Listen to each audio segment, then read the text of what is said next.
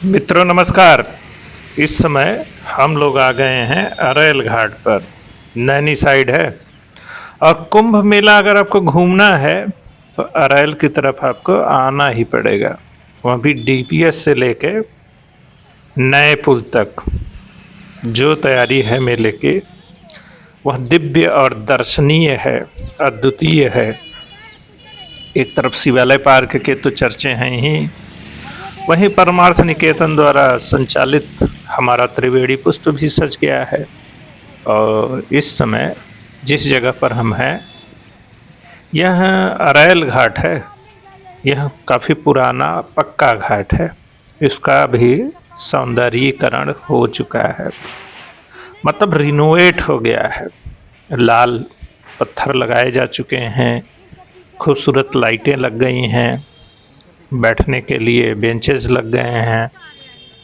और हमारे प्रयागराज में यह सबसे पुराने पक्के घाटों में है और हर समय अब चहलकदमी यहाँ बनी रहती है। यहीं से सामने आप संगम के दर्शन कर सकते हैं और नाव से संगम स्नान भी कर सकते हैं।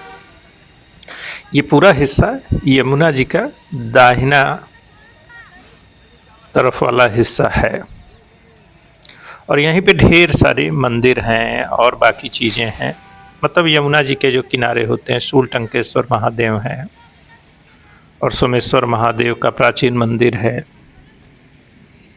फलहारी बाबा का आश्रम है, आपका महर्षि योगी का समाधि स्थल है। इस तरह से बहुत सारी दर्शनीय चीज़ें हैं।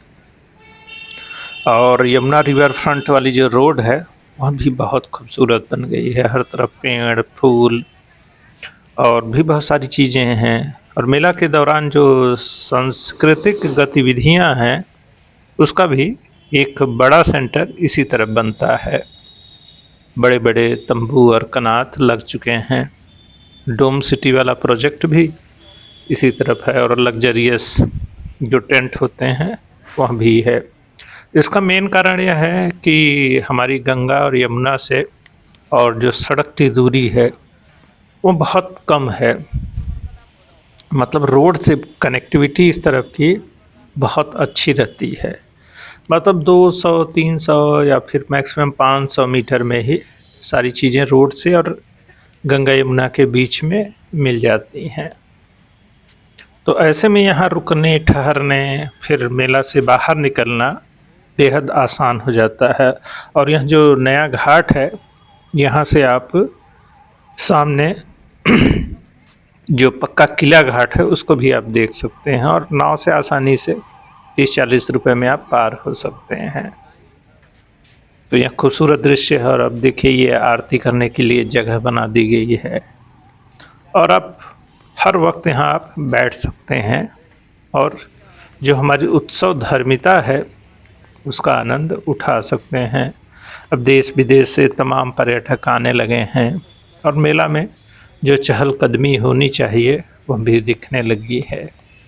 और जो सुरक्षा और सफाई के जो इंतज़ाम हैं वह चाक चौबंद है।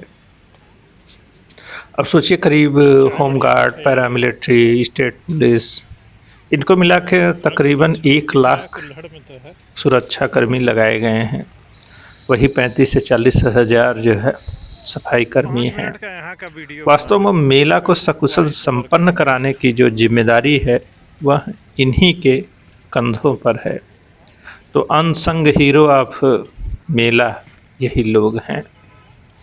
जो अनाम योद्धा हैं वो भी यही लोग हैं। ख़ासतौर पर सफाई कर्मी, होमगार्ड, जो बेहद निचले स्तर के कर्मचारी कहे जाते हैं और उनकी भूमिका सर्वाधिक महत्वपूर्ण होती है क्योंकि वह जनता से और जो जन सेवा से सीधे जुड़ जाते हैं। तो निचले स्तर और ऊपरी स्तर का जो भेदभाव होता है उसके अर्थ और मायने, क्योंकि सैलरी और सुविधाओं के स्तर पर तो होता है पर काम के स्तर पर इनके काम बहुत महत्वपूर्ण हैं। सोचिए 3-4 महीनों से लगातार जो यहाँ लेबर फोर्स है दिन रात काम कर रही है और शहर को सुसज्जित कर रही है। कहीं कोई रंग रोगन कर रहा है, ये तोरण द्वार बनाए जा रहे हैं और लॉजिस्टिक का एक बहुत बड़ा काम यहाँ पे हुआ है। अब हमारी गंगा यमुना का जो संगम है, वहाँ पर तीर्थयात्रियों श्रद्धालुओं का स्वागत है।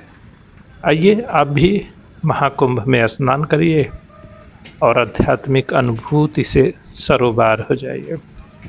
और यह फ़ोटो वीडियो हर तरह से बनाए जा रहे हैं। तमाम तरह के ब्लॉगर, यूट्यूबर, लिखने वाले, कहने वाले अपनी अपनी तरह से मेला को देख रहे हैं, बता रहे हैं, दिखा रहे हैं। आप भी अपनी गरिमामय उपस्थिति यहाँ दर्ज कराइए और मेला को अपने तरीके से देखिए, समझिए और इसका वर्णन करिए, क्योंकि जिस तरह से यहाँ आयोजित होता है उसकी अपनी पूरी कहानी है, व्यवस्था है और यहाँ आकर हर आदमी खो जाता है। अद्भुत दृश्य आपको हर जगह मिल जाएंगे। और ये जो अभी तैयारी है तो इंफ्रास्ट्रक्चर है और इसके साथ जो बोध और समझ की कथाएँ और कहानियाँ जुड़ी हैं वो अलग स्तर पर हैं। तो उन्हें ढूंढने समझने के लिए आपको स्थिर चित्त होना पड़ेगा, बैठना पड़ेगा, एकाग्र होना पड़ेगा। तो आइए आप भी मेला के मेलार्थी बनिए, शामिल हुए।